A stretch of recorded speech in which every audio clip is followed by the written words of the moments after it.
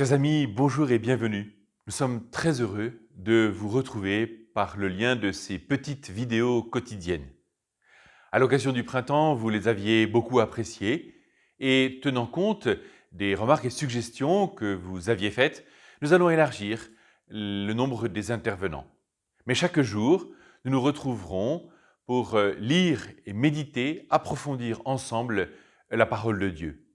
Ce ne sera pas le seul, mais nous l'espérons, un lien très utile entre tous autour de la parole de Dieu. Lecture de l'Évangile de Jésus-Christ selon saint Luc.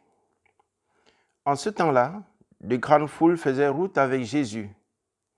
Il se retourna et leur dit : « Si quelqu'un vient à moi sans me préférer à son père, sa mère, sa femme, ses enfants, ses frères et sœurs et même à sa propre vie, il ne peut pas être mon disciple.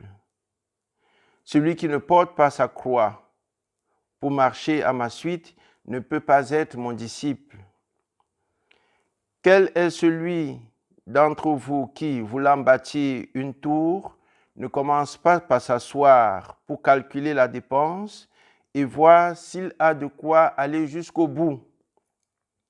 Car si jamais il pose les fondations et n'est pas capable d'achever, tous ceux qui le verront vont se moquer de lui. Voilà un homme qui a commencé à bâtir et n'a pas été capable d'achever.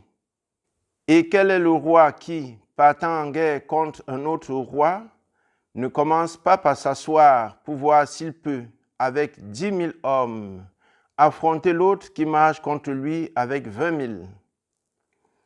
S'il ne le peut pas, il envoie, pendant que l'autre est encore loin, une délégation pour demander les conditions de paix. Ainsi donc, celui d'entre vous qui ne renonce pas à tout ce qui lui appartient ne peut pas être mon disciple. Acclamons la parole de Dieu.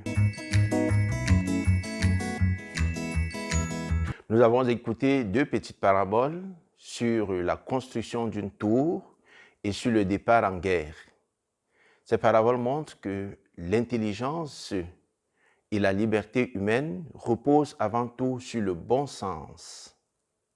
Celui qui commence à construire sans avoir prévu comment il compte achever est le chef de guerre qui se livre à une guerre sans avoir évalué le rapport des forces sont des imprudents. Pour atteindre un certain but, il faut se donner les moyens.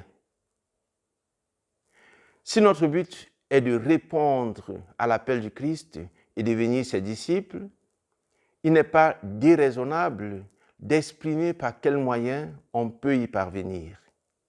Jésus nous dit que celui qui ne renonce pas à tout ce qui lui appartient ne peut pas être son disciple.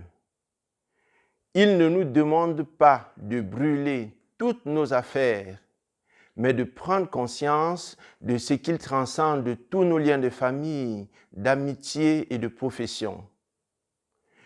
Il nous montre aussi que la préférence de Dieu ne saurait nous pousser à mépriser nos relations familiales, amicales ou professionnelles, ni les biens que nous pouvons posséder.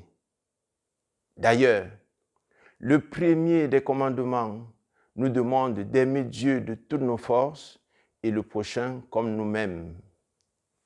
Il n'est donc pas nécessaire de nous acculer à une sorte de dilemme entre ce qui est fanatique et ce qui est raisonnable.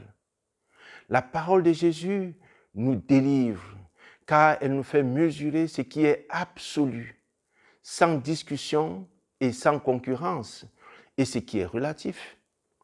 Elle nous aide à comprendre que pour vivre vraiment dans le Christ, il faut que nous vivions du Christ et que tous les éléments constitutifs de notre vie soient orientés vers cette communion au Christ. Bonne journée et à demain.